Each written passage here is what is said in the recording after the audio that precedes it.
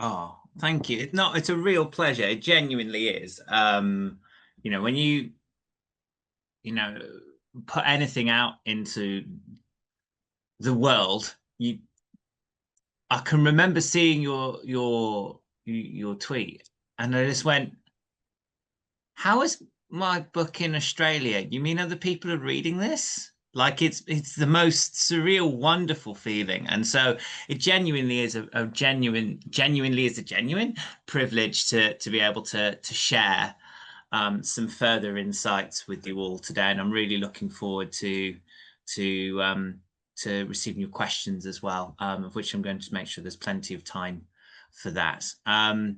But yeah, my name's Neil. And let's make sure how I can navigate this screen properly. Where's it moving? Here we go. There we go. So, yeah, my background's really quite mixed. Whether that's been working as a family support worker in kind of urban and rural kind of areas of disadvantage, as a teacher, as a school leader, as an academic, specializing in psychology and education and school leadership, to the sorts of roles that I have now, which sits in between academia and practice. Um, I, I've been really, I think the thing that unites all of those experiences that I've had, and why in particular I keep coming back to self-efficacy, from whether that was as a 19-year-old interested in the study of addiction through to now when we're thinking very hard, a particular ambition about how we can support teachers and also how we can support pupils in terms of those with a broader array of needs. I keep coming back to this idea of agency, which I'm going to talk to what that means in a bit and why I'm so interested in self-efficacy, which is essentially this idea that if we're not in the game of education, whether you are educating a 5-year-old, 50-year-old, 25-year-old, school leader, non-school leader, teacher, if we're not in the game of helping people feel and know that they can influence the trajectory of life, their lives, they can make choices which better their circumstances and that of their communities, I'm not quite sure what we're in the game for. I'm not quite sure why we think so hard about the brilliant knowledge that can infuse our minds and change our ideas and our practice and what we're going to go and do. I'm not quite sure why we give students and whether adults or younger children, expansive experiences. If we think about all those things that we do as educators, what's the end goal that we hope we're getting them to? That, yeah, they feel they can do something, that they can take actions, they can make those choices for themselves and their community, not just for themselves but those around them. And if anything, we will talk about some practical implications of that. But if anything, if you walk away from the next 37 or so minutes, at this time of day, the first thing to go is my maths. Evening. That's the big question I want you to hold in your head. What is what I'm doing, is what I'm doing, and it's how I'm doing it, eventually, at some point further down the line, enabling those I am talking to, that I'm working with, to, when they're faced with the choice, faced with the decision, that they can say in themselves, in their head, yeah, I can do something about this. Yeah, I feel like I can actually take the action. So I want to I want to revisit some of the key ideas in the book, and then I want to specifically talk to this concept of high ability and self-efficacy. And it's really interesting because most people, I think there's some really unique challenges that are extremely important when we are facing students or working with students whose capacities and abilities extend outside what we typically see in the classroom, whether that's because they need some extra support on one end of the scale, or whether they need further support to expand on the other side of the scale. So I've kind of introduced this idea of agency already. Agency. It's that feeling and knowing that we can undertake the decisions that we need to for themselves and for the community they serve. Okay. This was a key concept of Albert Bandura, the psychosocial psychologist from the 60s, 70s, and 80s. And while self-efficacy is the thing he's probably the best known for, what people don't really ever think too much about is why he was so fascinated about the concept of self-efficacy, because the end goal was agency. So that people can say, yes, I can do something about this. No, I don't have to be a puppet to my circumstances. I can shift the dial. I can sway. I can to make the decisions I need to make. What self-efficacy comes into, and why self-efficacy is so important, is that self-efficacy is the measurable belief within a specific domain that our actions can yield a positive outcome.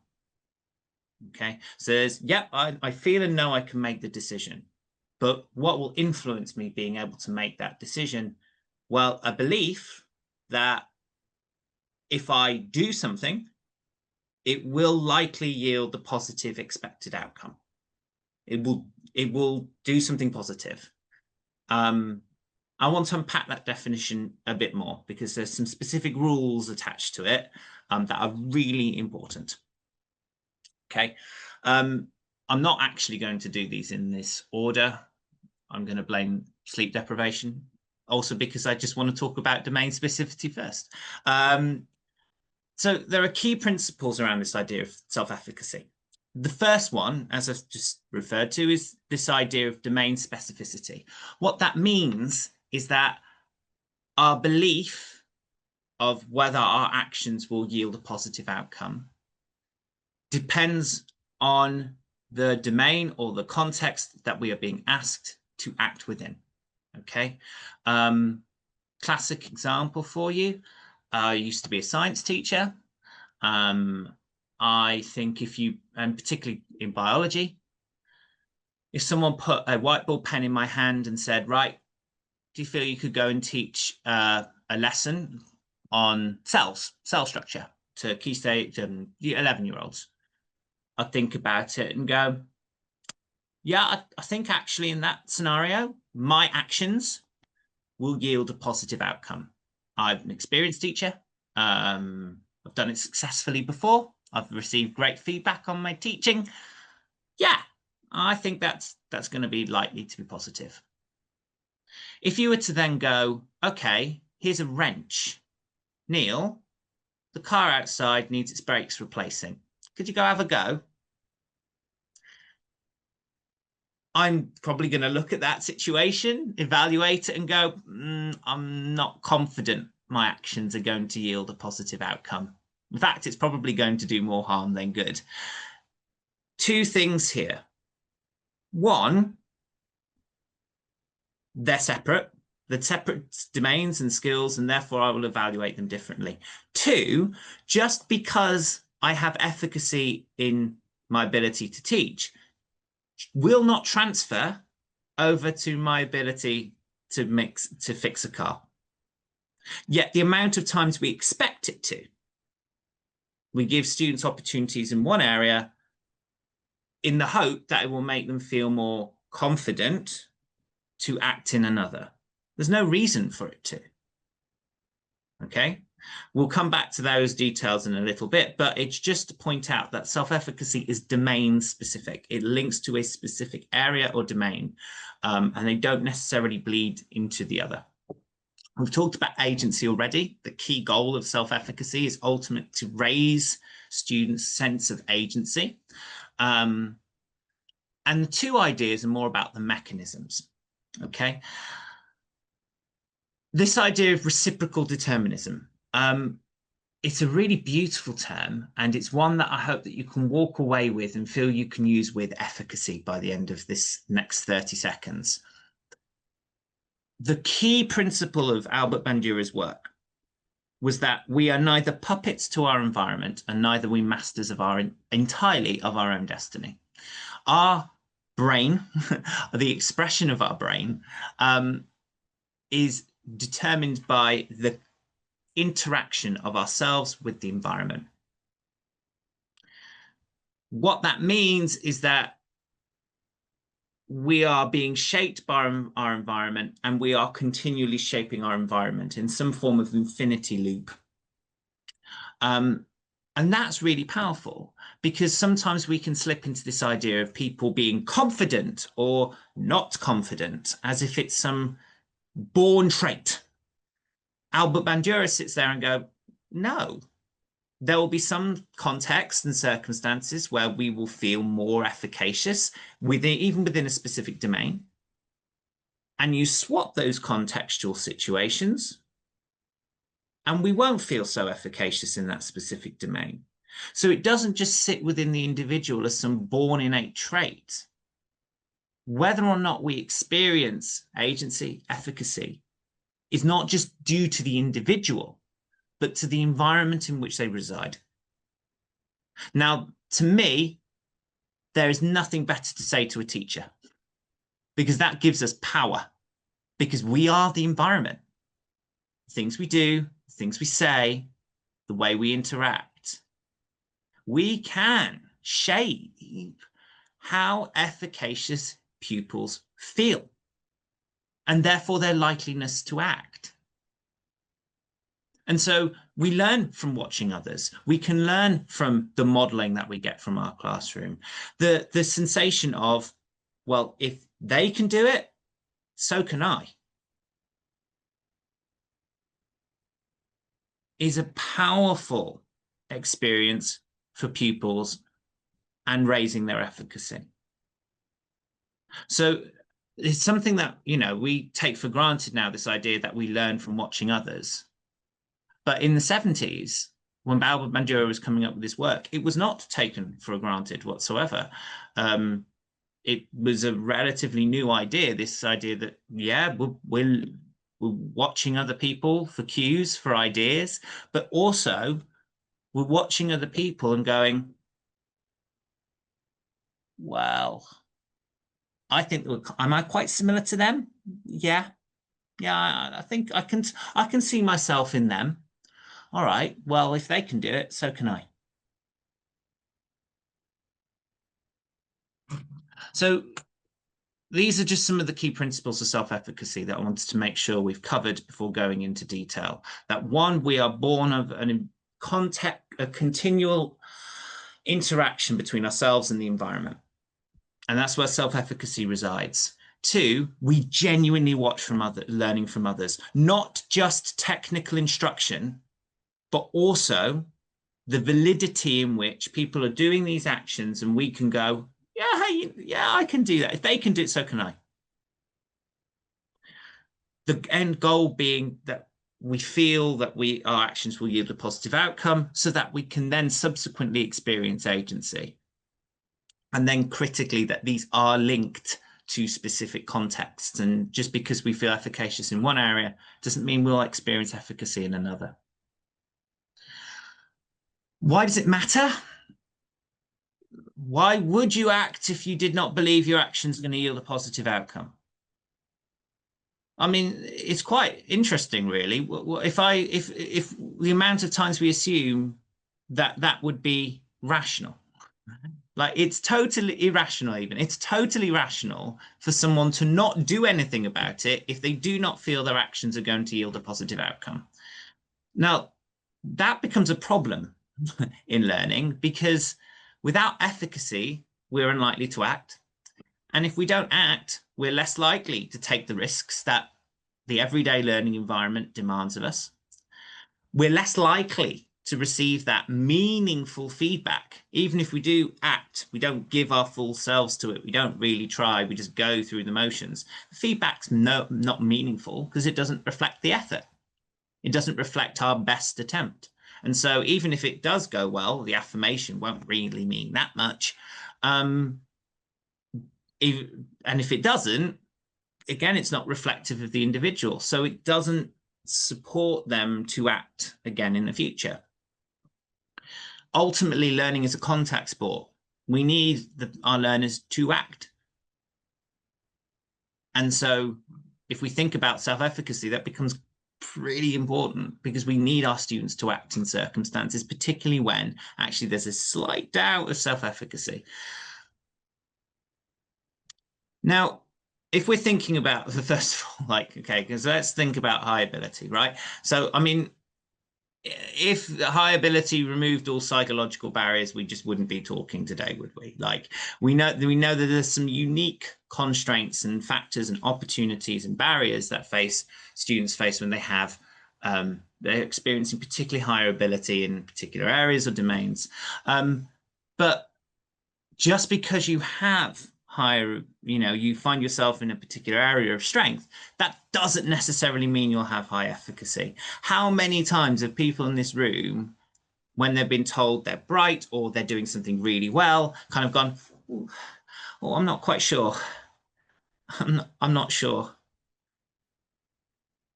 It's no guarantee. And indeed, it will come with its own challenges. And I want to talk through some of those. For a start, we might not understand how or why our actions are yielding to a positive outcome. That's really important. Like, we don't understand what actually makes us highly capable, we're not going to reflect that our actions will yield a positive outcome. As I said, as a consequence of that, our competence doesn't necessarily mean that we will feel efficacious about it. And therefore, in the scenario, in this situation where we need to act and make a decision, we might find ourselves faltering or not acting in spite of our ability. And I'm sure as adults, we can all reflect on times where we haven't acted, even though we knew the right thing to do, we still didn't do it. And that's probably because we weren't convinced we could pull it off. And by pull off, mean that we weren't going to yield a positive outcome. And there's the other problem, which is actually we can overshoot. The problem is over belief. Actually, we haven't diagnosed this problem very well, and that we probably should hold back a little bit before we act. So these are some interesting dynamics that I want to kind of talk to. So the first one, and I think this is the big one, competency is one factor in self-efficacy. Absolutely. And yeah, positive outcomes when linked to our actions, yeah, they can yield a belief that our actions will yield a positive outcome. But it doesn't mean we truly understand why we're competent, why we have higher ability. If we don't understand and if we can't link the action to the outcome, and that being our actions to the outcome, we're not going to get any boosts in efficacy. And therefore, our agency will remain relatively untapped, regardless of our ability.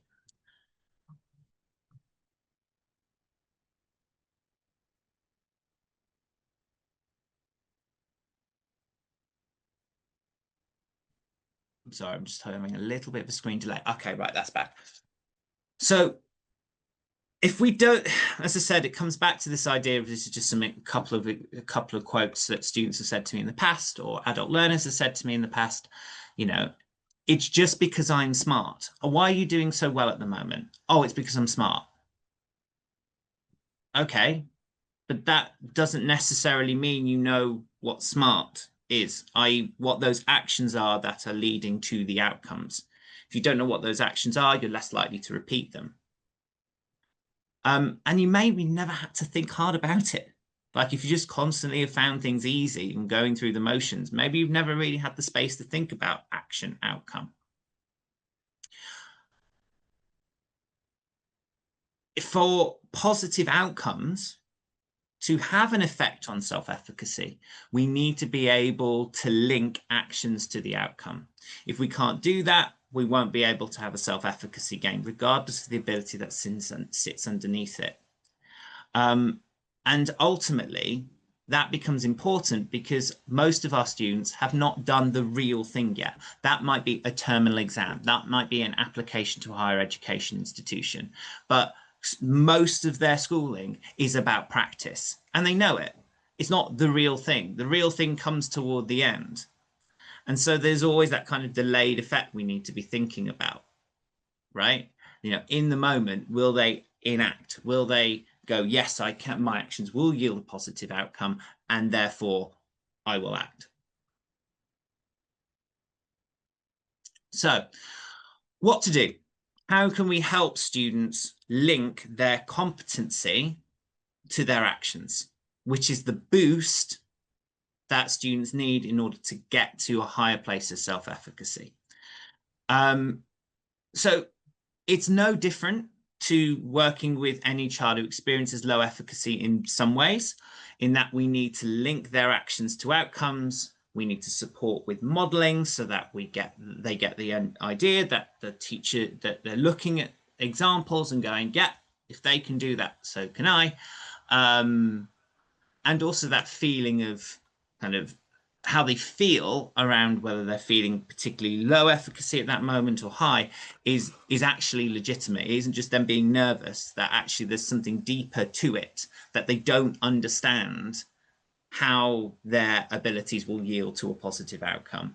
Might be not just nerves, it might be because they just don't understand the link yet. And so they'll feel nervous, not because of the situation, the nerves are coming from an underlying question as to whether or not their actions are going to do something about this. And so this is where feedback and how we structure feedback can be really powerful. And feedback needs to link outcomes to actions.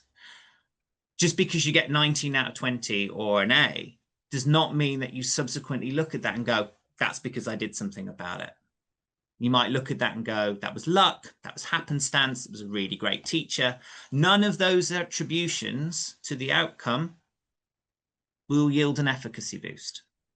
So I've got an example here where if we of a teacher linking the actions to the outcome, and I'll just let you read that for a second, and I'll watch the screen for thumbs up when people have had a chance to dissect the example.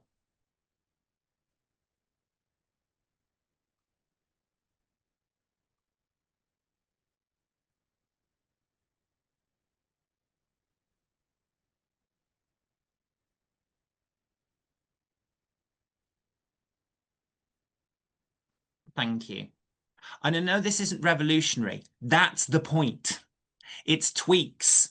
Self-efficacy doesn't hide in doing things almightily differently. It can be the difference, the sentence can be the difference between a piece of feedback that doesn't hit the mark on self-efficacy and something that does. And here, it's this sentence right here.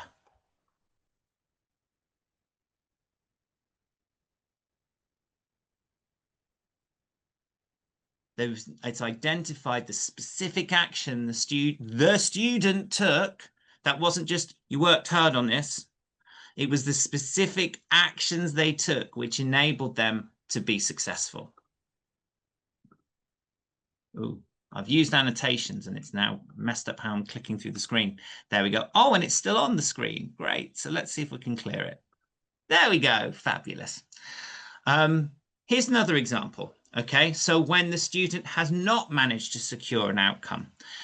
So if they've not secured the strong outcome they're expecting, how can we provide feedback that enables them to see the next step that they need to take, the next action they can take in order to support a stronger outcome? So I'll put that on the screen now and just let you have a read. And again, thumbs up when you've had chance.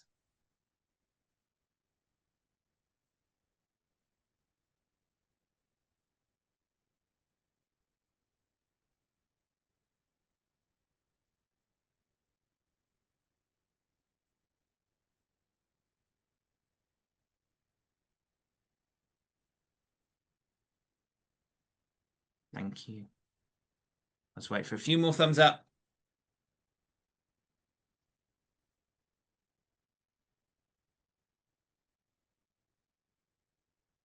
Thank you.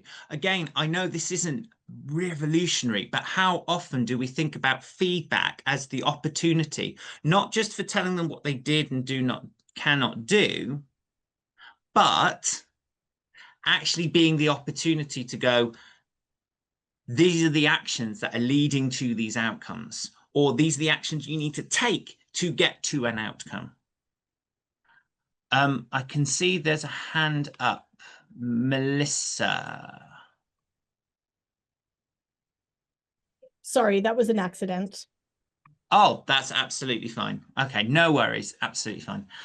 And again, this is what I mean by I'm giving you the examples, not for you to copy, but just to insert to interrupt the thinking process when you're giving feedback. Okay, is this going to raise their efficacy? How do I do that?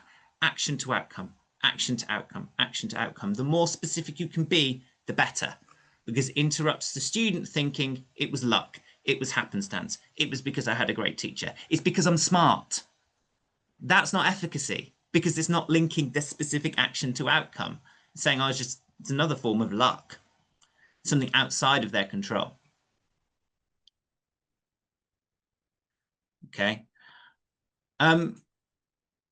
I think the second thing that we should really interrupt with ourselves is that just because we have competence, it doesn't mean that we will feel efficacious. It's one factor, sure. It's not a guarantee, though. And indeed, I can remember the fact we are at risk of assuming students with high degrees of competence in particular areas are naturally going to be more efficacious. That's what actually makes the group vulnerable, because it's almost, you would forgive people for assuming, oh, you're really good at this, therefore you must feel very, very efficacious. Because we might be at risk of assuming that makes that group quite vulnerable to kind of pitches of low efficacy, because we might assume it. So it's just to interrupt this idea that just because we are competent doesn't mean that we will feel efficacious. Come on, move. It's not moving. Oh, there it is. No, it's just jumped way ahead. There we go. This character here from Modern Family, I don't know if anyone's seen Modern Family in this room. It's a wonderful, I'm sure most of you have. Alex here, she's fabulous. But this is someone who is a classic, beautifully high competence, woefully low self-efficacy.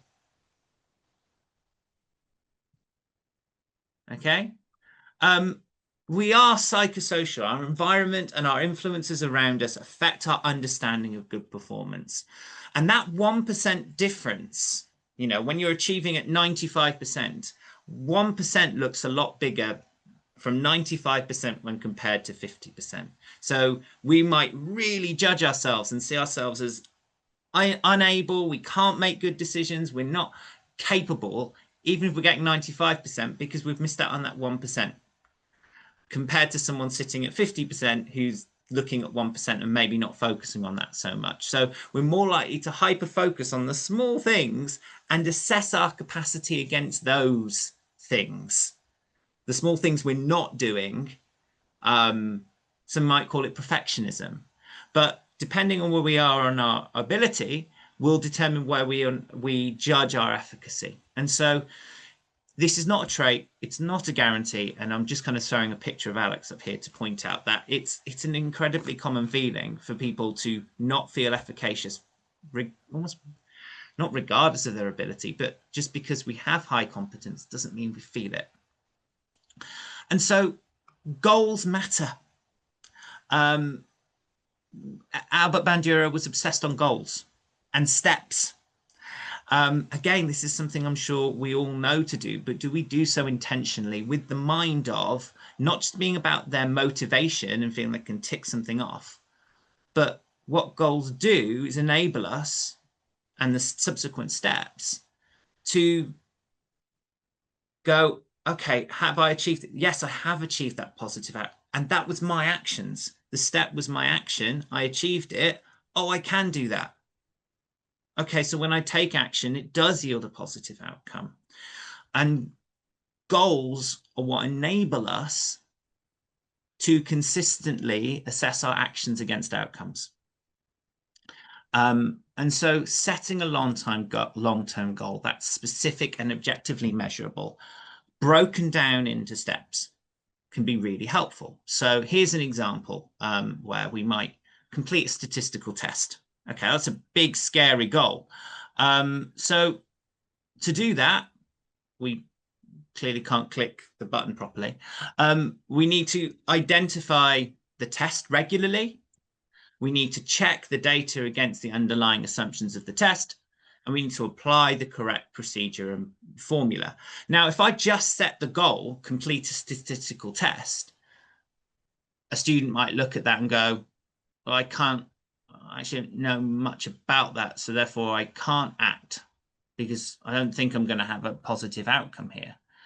If I broke that down into smaller steps and then asked the student to assess against that, well, okay, can you identify a test? I think I know a bit about them. Yeah. I'm not quite sure I can do it regularly. Okay, right, so that's what I need to work on. But at least there's something there. You know, in the book, I use the example of baking a cake. Ask people, can you bake a cake? No, I'm not quite confident. I'm not quite sure that my actions will yield a positive outcome. Okay, but can you pour flour into a bowl? I don't think as many people would feel they'd fail at that.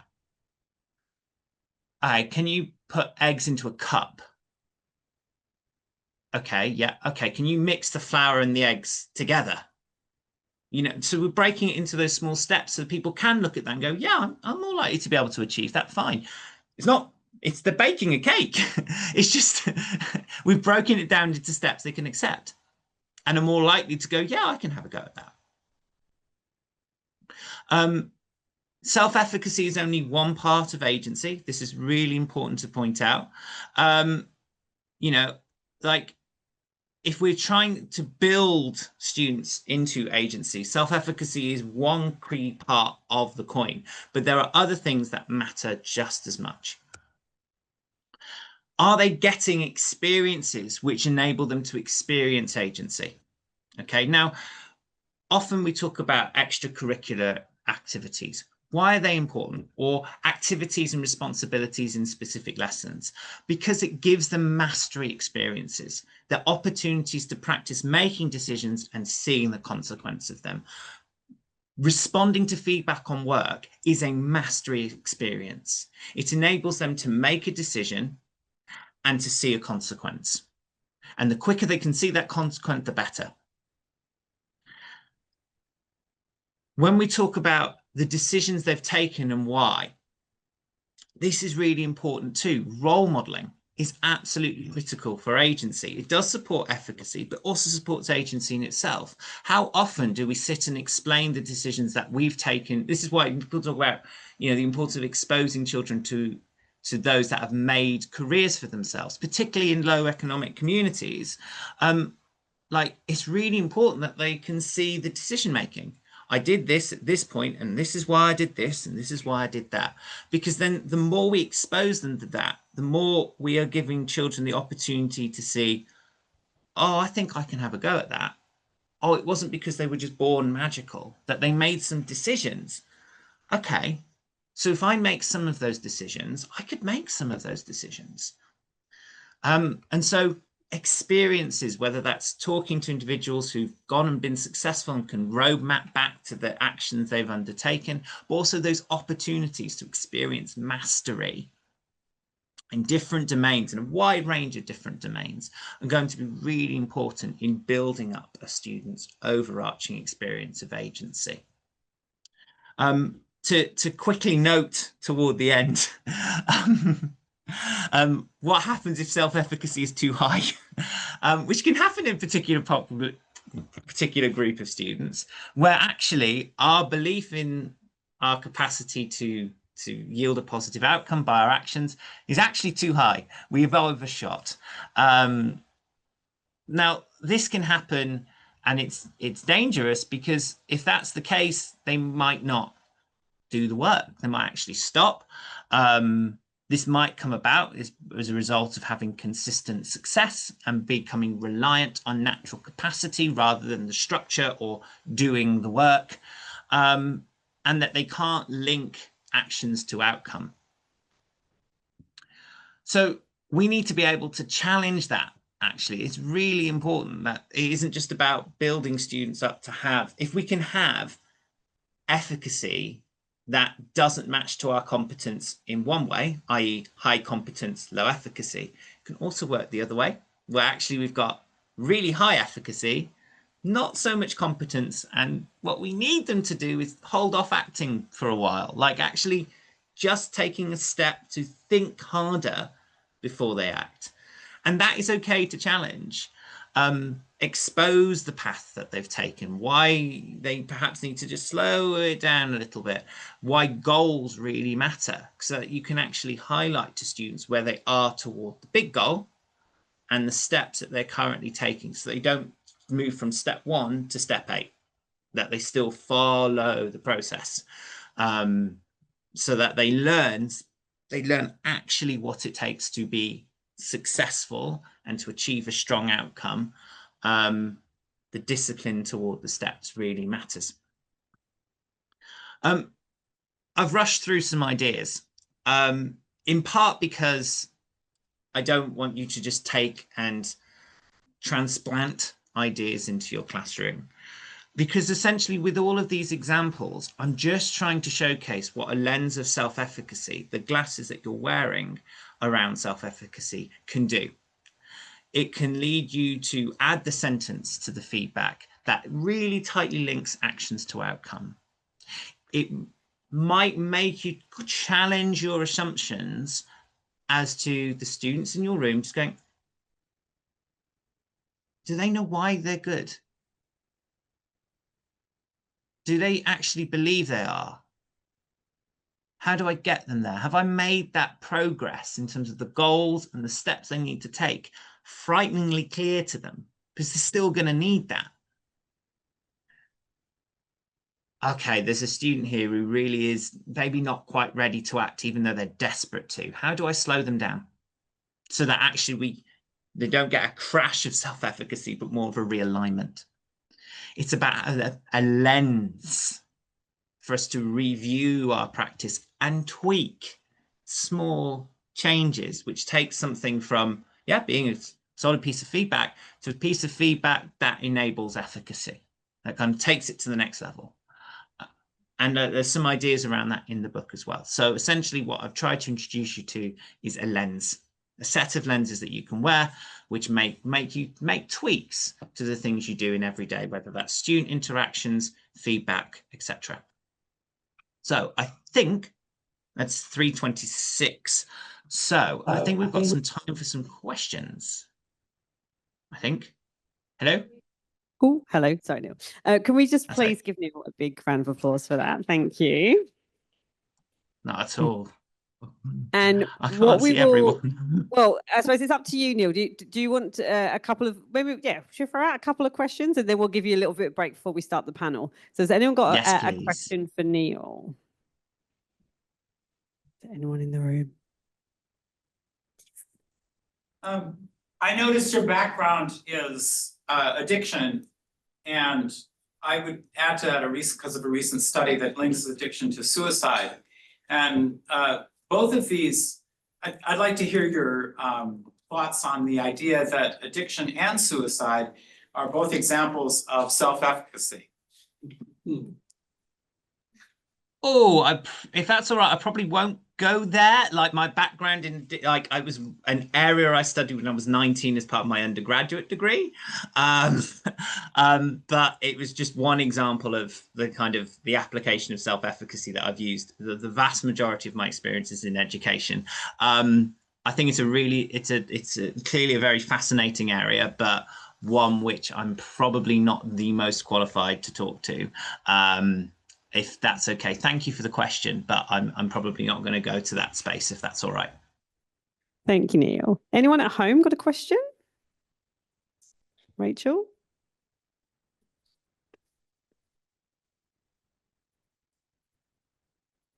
No question per se.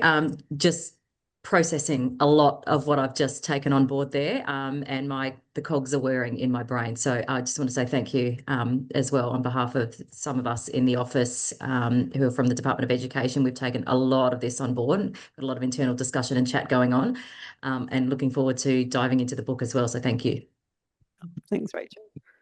And I think we've got one there. So what do you think is the theory of unconditional positive regard, Neil? Oh, right. Okay. So this comes from Carl Rogers, I think, was one of the reasons that it's Carl Rogers' kind of concepts of psychology. I think it's sometimes misinterpreted. So I'm not, and that's not assuming the person who's asked the question is misinterpreting it at all. I just, from my observations of the sector, utilizing and leaning on Carl Rogers' work around the unconditional positive regard, we sometimes potentially use it. The broader reading of his work is that, unconditional positive regard toward the student or the individual in their context and their circumstances in relation to the behavior that they're expressing. Really important, fab. However, there is still a limit to the expectation that one can hold unconditional positive regard. So Carl Rogers talks about the relationship between the therapist and the client. In his broader work, it's very clear that the importance of boundaries in that relationship matters. So it's unconditional positive regard within a reasonable set of boundaries. That isn't unconditional positive regard carte blanche. It's within a set of reasonable boundaries. So in an extreme example, I don't think Carl Rogers would expect nor consider it reasonable for a therapist to not be annoyed if a client got up and punched them in the face, because that breaches the boundaries of what they can expect in that relationship. In which case, no, it's okay to not, like, they can be curious around that, sure, but they are allowed to ask the person to leave the room. They are allowed the person to the therapist to reassert their boundaries so that they feel safe and be able to do the integrative work together. So it's in conditional positive regard, within the reasonable confines and boundaries of the environment. And to the point Kelly makes, yes, sometimes that can be co-created. Sometimes it can't. Sometimes it can. There'll be certain circumstances, and I'm going to talk toward particularly therapeutic here, because it's an idea from therapy which is then has been kind of transplanted into education.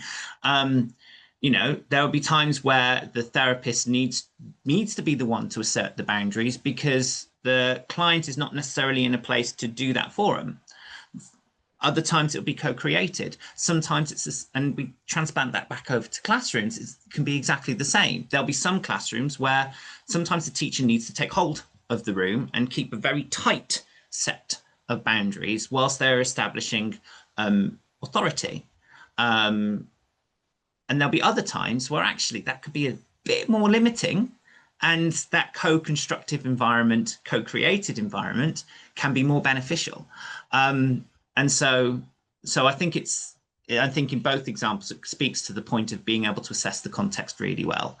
And that unconditional positive regard, yes, within the reasonable set of boundaries of that relationship with either the individual or the group.